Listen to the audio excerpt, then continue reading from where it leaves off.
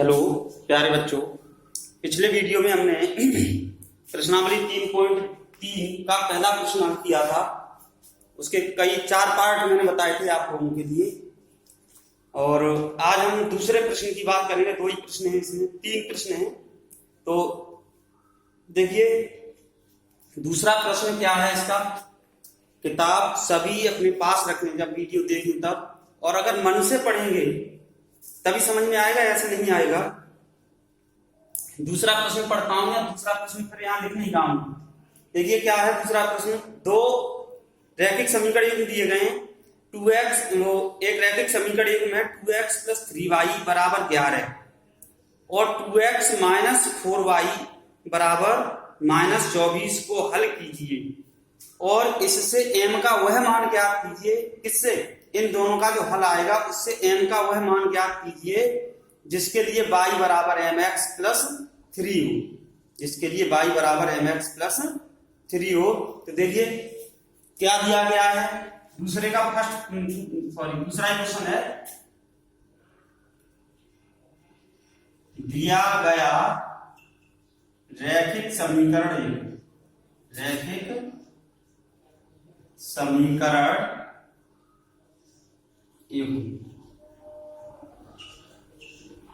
क्या दिया है। देखिए 2x + 3y = क्या है।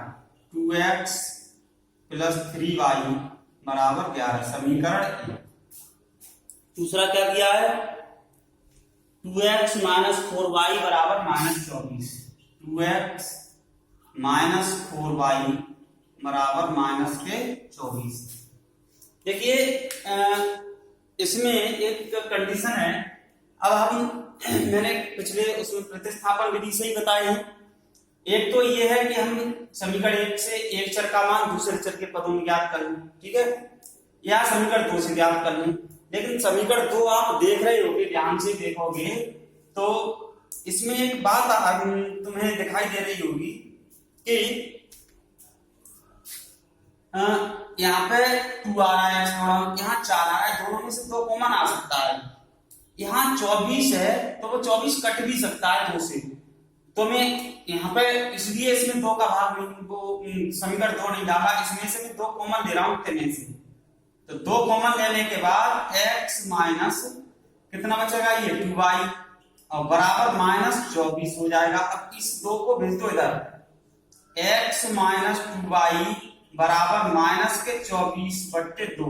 अगर कोई समीकरण जिसके प्रत्येक गुणांक में कुछ कॉमन हो तो उसको हम बाहर निकालें तो उससे थोड़ी सी सिंप्लीफिकेशन आ जाएगा, यानी सरल हो जाएगा। अब 2 से -24 कटेगा, x - 2y बराबर -12। इसको डाल दीजिए समीकरण 2, ठीक है। समीकरण 2 पढ़ गया आप ये। अब देखो समीकरण 1 ये रहा, समीकरण 2 ये रहा। मैंने बताया था कि हम हमेशा उस चर का मान निकालें उस समीकरण से जिसका कोई गुणांक ना हो। देखो यहाँ x का गुणांक 2 है, y का गुणांक 3 है, दोनों के गुणांक दिए गए हैं। यहाँ x का गुणांक 1 है, यानी गुणांक तो होगा, 1 गुणांक होगा, और यहाँ y का गुणांक 2 है। तो हम यहाँ से अगर x का मान निकालते हैं तो वो आसानी रहेगी हमें। तो देखिए समीकरण 2 से क्या हो जाएगा, x का मान निकालोगे, यहाँ से x बराबर, ये इधर जाके प्लस का ही तो हो जाएगा, माइनस का 2y है तो इधर जाके हो जाएगा प्लस का 2y, और ये माइनस के जो बार हैं वो माइनस के बार रह गई है। इसको डाल दिया समीकरण 3।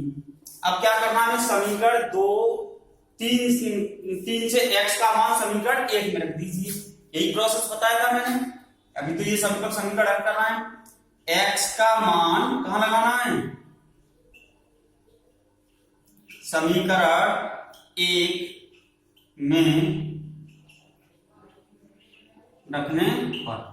जब समीकरण 1 में रखेंगे हम x का मान तो क्या आ जाएगा, यहां पर देखिए इसमें रखना है तो 2 × x है 2y - 12 प्लस 3y बराबर 11। मैंने ये बताया था कि जब हम इसको एक चर का मान दूसरे चर में निकाल के रख देते हैं तो फिर वो एक चर में रैखिक समीकरण रह जाता है। किसमें रह जाता है, एक चर में। उससे हमारा सॉल्व करने में आसानी रहती है। इस 2 का गुणा कर दो पहले इनके साथ, 2 का गुणा 2 के साथ होगा 4y माइनस 12 दूनी 24 और प्लस 3y और बराबर क्या है 4y और 3y कितने हो गए 4y और 3y हो गए हमारे 7y y के पद जोड़ेंगे। ये ऐसा मत करना 24 भी जोड़ दो, हमेशा ध्यान रखना समीकरण दिया गया है उसमें y के पद हैं तो वो जुड़ जाएंगे। जो कांस्टेंट संख्याएं हैं वो संख्या से जुड़ती हैं। इसमें मन जोड़ना 24 में से 3 घटा दो -21 हो जाए, ऐसा नहीं होता है। इस माइनस के 24 को इधर भेजना है तो जब उधर भेजेंगे तो 11 प्लस 24 हो जाएगा। ये इधर ऋण है इधर जाएगा तो धन का हो जाएगा। तो ये आ गया 7y बराबर कितना आ गया 35। अब देखो y बराबर कितना आ जाएगा y बराबर आ जाएगा 35/7। तो y बराबर 7 पंजे 35 कितना मान आ गया 5। अब y का मान कहां लगा दें हम समीकरण 3 में रख देते हैं, x का मान प्राप्त हो जाएगा। y का मान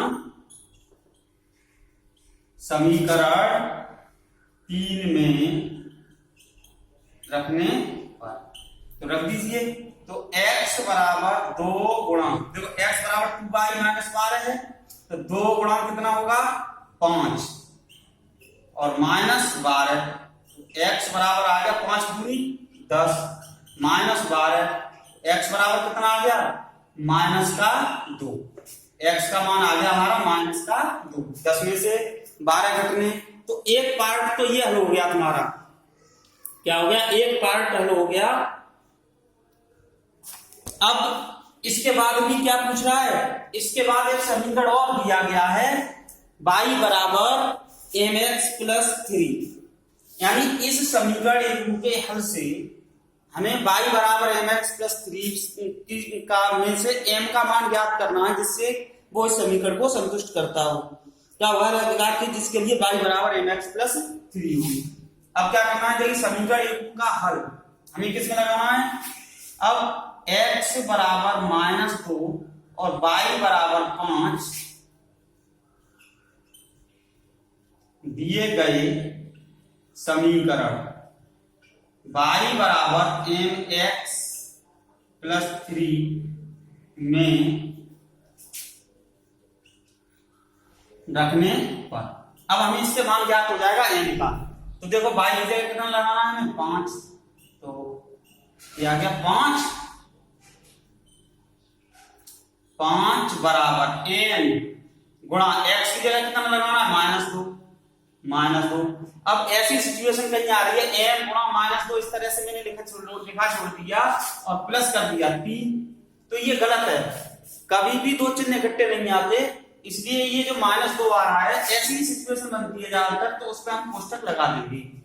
अब देखो क्या आ जाएगा 3 को लाएंगे इधर पक्षांतर करेंगे तो 5 - 3 बराबर ये कितना हो जाएगा -2m हो जाएगा। 2m इधर लिख लें 2m बराबर आ गया हमारा 5 में से 3 घटेगा कितना बचेगा 2। ये पक्षांतर नहीं किया है मैंने, ये ध्यान रखना कि इसको इधर लाया तो पक्षांतर होकर चिन्ह बदल जाएगा क्योंकि इसमें और इसमें इन दोनों संख्याओं बीच में बराबर का चिन्ह लगा है। इधर पहले लिख लो या इसको पहले लिख लो कोई अंतर पड़ने वाला नहीं है।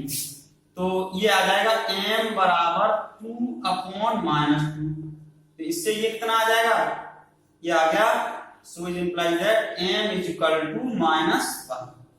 ये हल ज्ञात करना था m बराबर m का मान ज्ञात करना था तो इसके हल द्वारा m का जो मान होगा m बराबर -1 अगर इसमें लगा देते हैं तो हमें ये हल प्राप्त होगा। अब देखिए जितना पूछा गया था प्रश्न में पूरी बात आ गई हमारी। समीकरण 1 में दिया गया था उसको हल करना था प्रतिस्थापन विधि से तो उसका हल ज्ञात हो गया था ये। अब हल ज्ञात करने के बाद हमें m का वो मान ज्ञात करना था जिसके लिए y बराबर mx + 3 हो। अब हल जो था उसका हमें मान लगाने थे इस समीकरण में तो m का मान ज्ञात हो गया। m बराबर -1 रख देंगे यहाँ पे तो ये आ जाएगा y = -x + 3 यानी इसको तो ये y बराबर इसको संतुष्ट करेगा। इसको समझ लीजिए और अपनी बुक से नोट कर लें कॉपी पर अच्छे से समझ लें और सॉल्व करें। इसके बाद के जो सवाल है प्रश्न संख्या 3 है। अब उसकी बात करता हूं। उसमें अब तक जो प्रश्न दिए गए थे हमें, उन सभी में रैखिक समीकरण युग्म बने हुए थे या दिए गए थे। अब जो रैखिक समीकरण युग्म है वो हमें बनाने पड़ेंगे उसके बाद।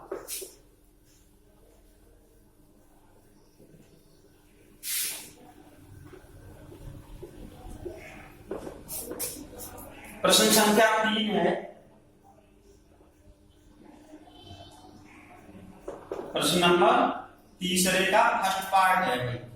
अब मैं इसको प्रश्न को पढ़ता हूं, पहले ध्यान से समझेंगे। देखो, जो थियोरेटिकल क्वेश्चन होते हैं यानी जिनमें भाषा होती है गणित में, उन प्रश्नों को कम से कम प्रत्येक विद्यार्थी को 2 या 3 बार पढ़ना चाहिए, पहले ध्यान से धीरे धीरे समझ के। जब तक हम उसको धीरे धीरे पढ़ नहीं लेंगे तब तक उसकी भाषा में क्या दिया है, क्या पूछा गया है, ये हमारी समझ में नहीं आएगा। कुछ बच्चे ऐसे होते हैं जो एक बार नहीं समझ लेते हैं। तो सबसे पहले हमें प्रश्न पढ़ने के बाद हमें करना क्या है कि सब प्रश्न पढ़ेंगे, और प्रश्न पढ़ के हमें क्या करना है, सबसे पहले ये देखना है कि हमें प्रश्न में दिया क्या गया है। जो चीज दी जाती है उसको लिखना। समझ में आ रहा है ना? जो चीज दी जाती है उसको लिख लेते हैं। प्रश्न पढ़िए और पढ़ के जो कुछ दिया गया है उसमें वो लिख लीजिए। अब हमने ध्यान करना है कि अब हमें पूछा क्या गया है। जो दिया गया है और जो पूछा गया है उस दोनों में संबंध निकालो। अब हम किस विधि का प्रयोग करें कि दोनों में वो संबंध निकला है जिससे हमें पूछा गया है वो ज्ञात हो। देखिए क्या दिया गया है, 2 संख्याओं का अंतर 26 है। 2 संख्याओं का अंतर 26 है और एक संख्या दूसरी संख्या की 3 गुनी है। इसमें ये नहीं कहा है छोटी संख्या या बड़ी संख्या है। एक संख्या दूसरी संख्या की 3 गुनी है, उन्हें ज्ञात कीजिए। माना हमें संख्या माननी है, तो देखिए इसका हल है। माना पहली संख्या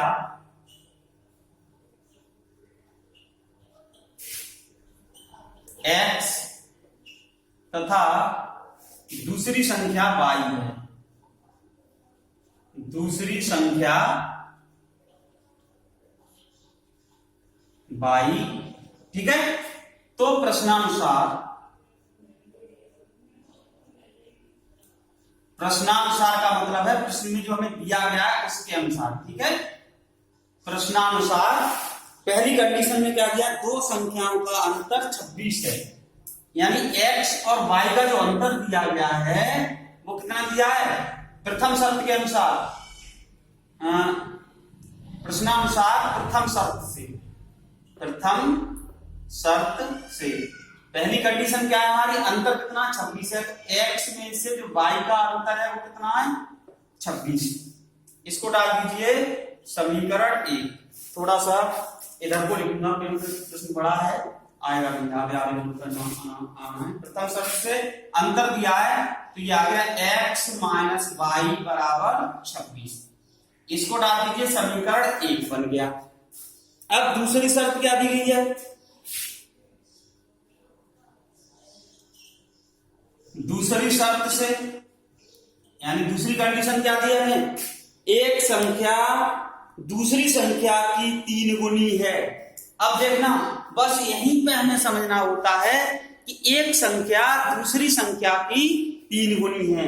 इसका मतलब है हमने जो भाषा लिखी है, अपनी पहली संख्या x मानी, दूसरी संख्या y मानी, तो ये वाली संख्या इस संख्या की 3 गुनी है, यानी x और y में हमें संबंध चाहिए भाई। एक संख्या दूसरी संख्या की 3 गुनी है तो हमें बराबर रखनी है।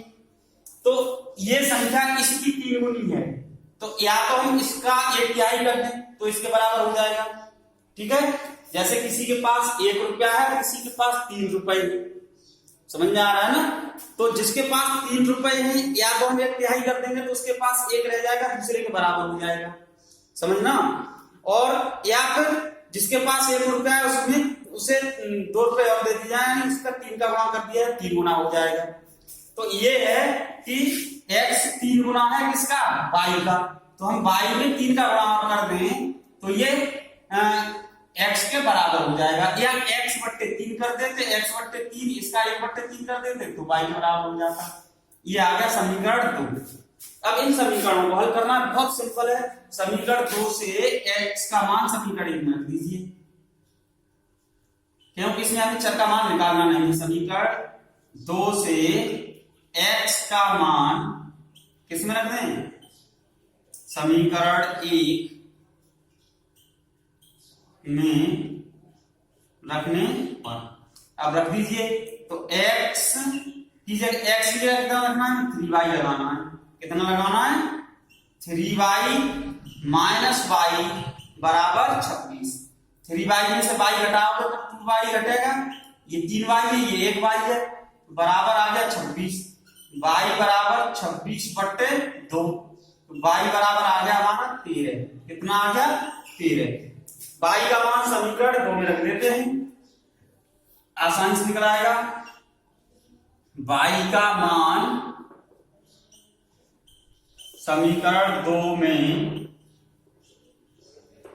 रखने पर तो y का मान x बराबर 3 गुणा 3y है। y का मान कितना है? 3 13 है। तो x बराबर कितना आ गया? 39। अतः पहली संख्या 39 तथा दूसरी संख्या कितनी होगी? 13 होगी। सिंपल सी बात है। दोनों का जब अंतर निकालेंगे तो 26 आएगा x और y का। ये जो शर्तें हमें दी जाती है उनका पालन होना चाहिए। x और 39 में से 13 घटाओ तो 26 आएगा। सही है। 39 13 का कितना? 3 गुना है। तो यहाँ पे ये भी कंडीशन फॉलो हो रही है, इन दोनों का पालन हो रहा है। तो ये है कि हमने जो सवाल हमें दिए गए हैं उन सवालों को हम पहले ध्यान से पढ़ें कि हमें दिया क्या गया है, भाषा को समझें और फिर उस भाषा को हम अपने हिसाब से समीकरण में कन्वर्ट करें। समझने के बाद फिर उन समीकरणों को हल करेंगे तो जो शर्त दी जाती है उन शर्तों का पालन होगा अवश्य। तो ये हो गया हमारा तीसरे प्रश्न का पहला खंड। अब मैं दूसरा खंड बताती हूँ कि इसमें सभी प्रश्न कैसे हैं। इसके सभी प्रश्न हैं हमारे थ्योरेटिकल हैं। तो मैं इन सभी प्रश्नों को बताता हूं।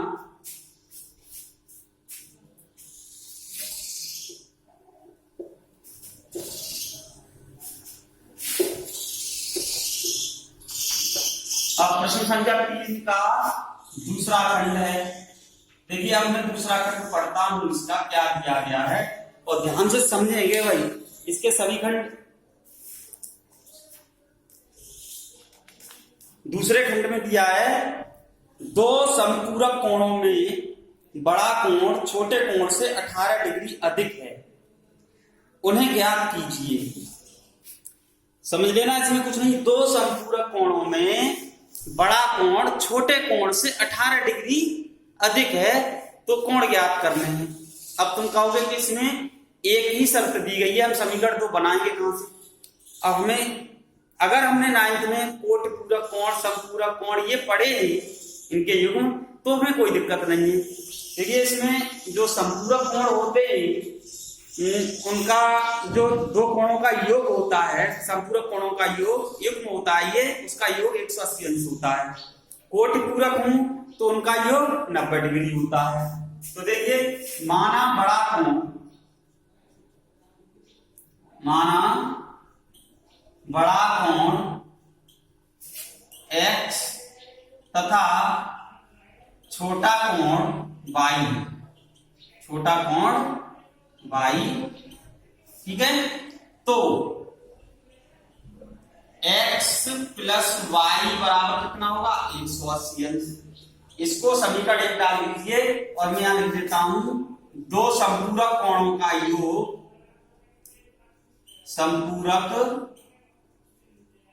दो संपूरक कोणों का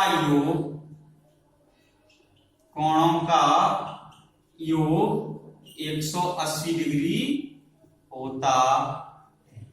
ठीक है, ये मैंने यहां पर इसलिए लिख दिया है क्योंकि तुम लोग समझोगे कि ये समीकरण आ कहां से गई, ये कहां से आई? हमने बड़ा कोण मान लिया, x है, छोटा कोण y है। दोनों कोण कैसे? संपूरक कोण है। तो x और y जब संपूरक कोण है तो x प्लस y बराबर 180 डिग्री होगा, क्योंकि दो संपूरक कोणों का योग 180 अंश होता है। दो संपूरक कोणों का योग 180 अंश होता है।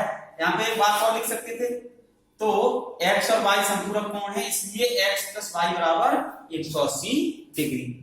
अब क्या कह रहा है दूसरी तो प्रश्नानुसार क्या है, उन्हें क्या कह रहा है, बड़ा कोण छोटे कोण से 18 डिग्री अधिक है। बड़ा कौन सा कोण है, एक्स। उन्हें प्रश्नानुसार बड़ा कोण दिया है हमें एक्स, ध्यान से समझना, और छोटा कोण है वाई। अब ये कह रहा है कि ये वाला कोण इस कोण से 18 डिग्री अधिक है, तो हम बराबर तो लगा नहीं सकते इसमें, क्योंकि ये बड़ा है तो बड़े वो वाला चिन्ह लगाएंगे, लेकिन हमें बराबर करना है, समीकरण बनानी है। तो अब ये 18 डिग्री इससे अधिक है, तो या तो इसमें से 18 डिग्री कम कर दें या इसमें 18 डिग्री बढ़ा दें, तभी तो बराबर होंगे। तो हमें क्या करना है, हमने मान लो x बराबर y प्लस 18 कर दिया, ये बड़ा था 18 डिग्री, तो हमने इधर y में 18 और जोड़ दिए, तो अब दोनों कैसे हो गए, बराबर हो गए। जब बराबर हो गए, अब इसको इसे डाल देते हैं हम समीकरण नंबर 2, ऐसे ही डाल देते हैं, ठीक है, क्योंकि हमें वैसे भी चर का मान निकालना है। अब क्या करना है, समीकरण 2 से x का मान किसमें लगा दें, अब इनको हल कर लेंगे। समीकरण 2 से x का मान समीकरण 1 में रखने पर, समझ में आ रहा है। दो समपूरक कोण दिए गए थे, माना बड़ा कोण x डिग्री है और छोटा कोण y डिग्री है, तो समपूरक कोण है, इसलिए x प्लस y बराबर 180 अंश होगा। ज्यादा भाषा नहीं लिखी है मैंने, और ये इसलिए लिख दिया है कि तुम लोगों को याद रहे, क्योंकि हमें ये तो क्वेश्चन देख के ही पता चल जाएगा कि कोण कैसे दिए गए हैं, समपूरक में कोण पूरक में, यहाँ पर समपूरक कोण दिए गए हैं। अब प्रश्नानुसार दूसरी शर्त हमें दी गई थी, बड़ा कोण छोटे कोण से 18 डिग्री अधिक है, तो अब बड़ा कोण हमारा x था, छोटा कोण y था, तो y में 18 जोड़ दिया तो वो x के बराबर हो गया, यानी बड़े कोण के बराबर हो गया। अब ये मान हमें इसमें लगाना है x की जगह, तो क्या आ जाएगा, y प्लस 18 प्लस y है ये वाला बराबर 180 अंश, तो y और y जुड़ जाएंगे, कितने हो गए 2y, और ये वाला जो प्लस का 18 है उसको भेज दो इधर, 180 माइनस 18, तो 2y बराबर कितना आ गया, 180 में से 18 घटा दो, कितना बचेगा 162 बचेगा, और y बराबर आ गया 162/2, इधर कर लेते हैं, y बराबर कितना आ गया 162 में देखो 2 8 16 81 डिग्री, एक आ गया। y का मान समीकरण 2 में रखने पर y का मान इसमें लगाएंगे, तो x बराबर y का मान कितना है 81 डिग्री निकला प्लस 18, तो x बराबर कितना आ जाएगा 8 और 1 9, और 8 और 1 9, 99 डिग्री आ गया। तो ये x का मान आ गया। बड़ा कोण कितना है हमारा, बड़ा कोण है 99 डिग्री और छोटा कोण कितना है 81 डिग्री। ये क्वेश्चन ज्यादा कठिन नहीं पड़ते हमें, थोड़ी सी भाषा अगर हम समझते हैं किसी भी प्रश्न की तो आसानी से हम सॉल्व कर सकते हैं, कोई दिक्कत नहीं है। समझ लीजिए, इसको नोट कर लें, छोटे छोटे क्वेश्चन हैं, ज्यादा बड़े नहीं है।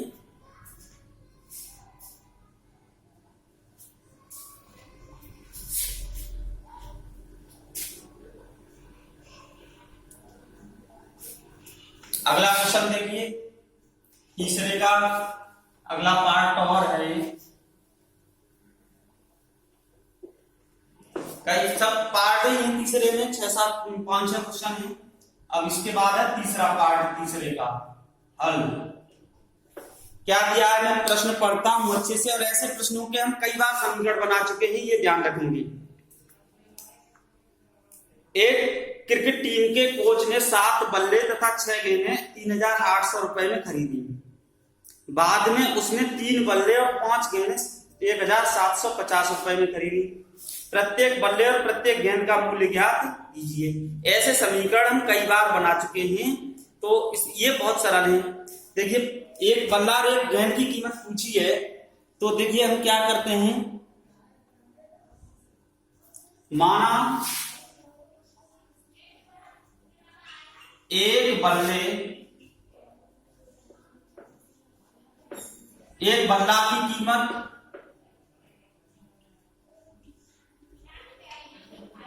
X रुपए तथा एक गेंद की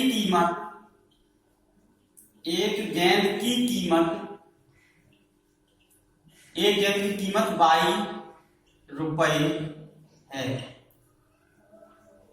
तो प्रश्नानुसार प्रथम शर्त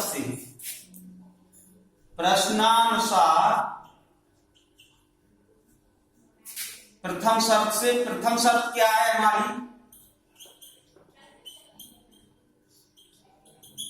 प्रथम शर्त ये है कि 7 बल्ले और 6 गेंदें जो खरीदी गई है वो 3800 रुपए में खरीदी।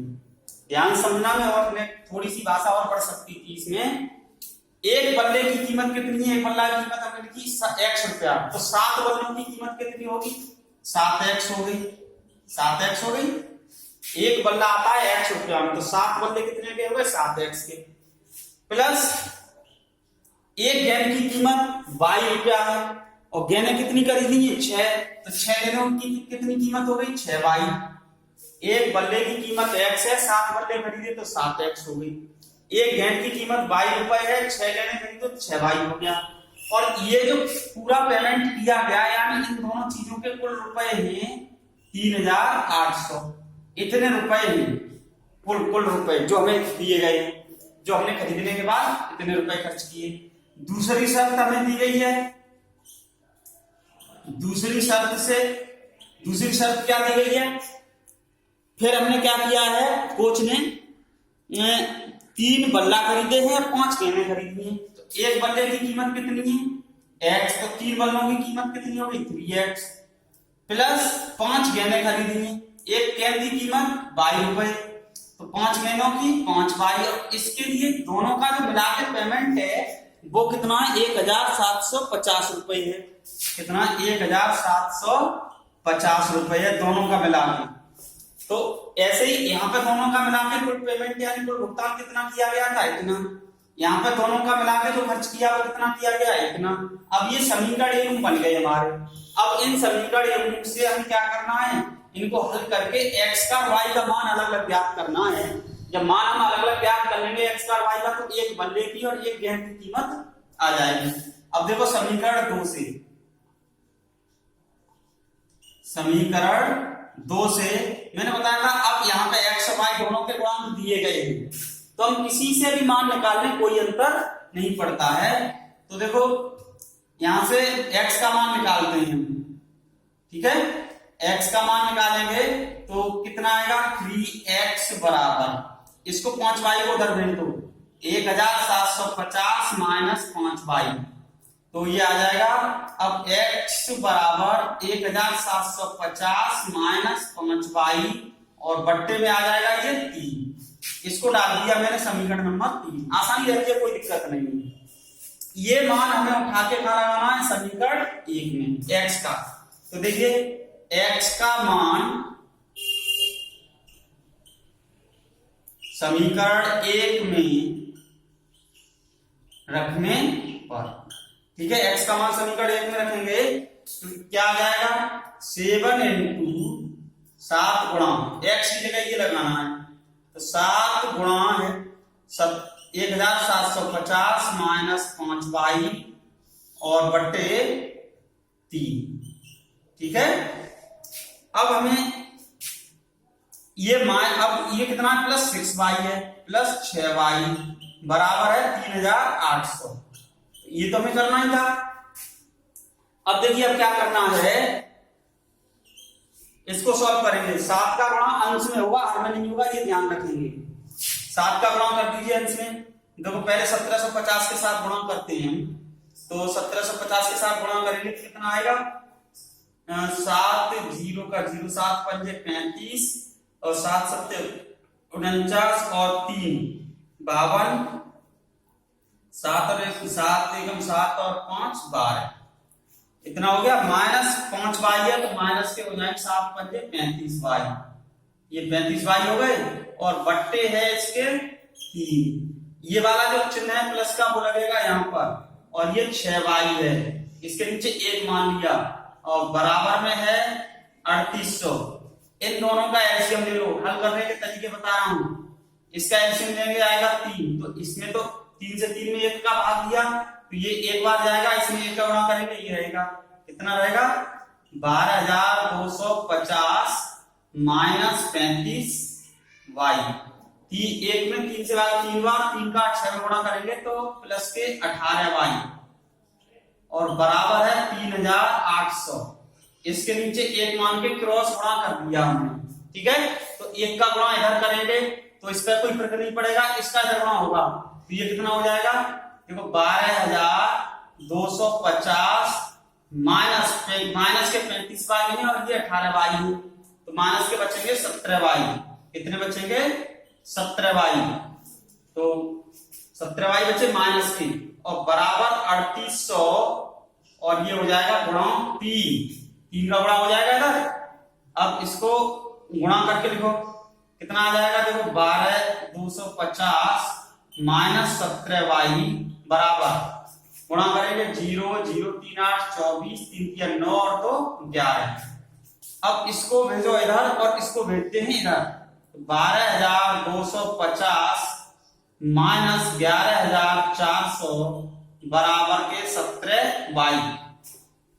अब इसमें से घटाएंगे 12250 में से 11400, तो देखो 0 और 5 में से 0 5 और यहाँ पर 2 है, 2 में से 4 घटाएगा नहीं, 12 में से 4 8, ठीक है, और ये 11 या 0 बराबर 17y, y बराबर आ गया हमारा 850 बट्टे 17। 17 से ये कटेगा कितने बार, 17 से 50 बार, 17 पंजे 85 होते हैं 50, तो y बराबर कितना आ गया 50, y बराबर आ गया 50, ठीक है, ये y का मान आ गया। अब y का मान हमें कहां लगाना है, समीकरण 3 में रख देते हैं। अब मैं इधर कर रहा हूं भाई, थोड़ा सा समझ लेंगे क्योंकि अब इससे ज्यादा नीचे नहीं लिखूंगा, समझ में नहीं आएगा नहीं तो,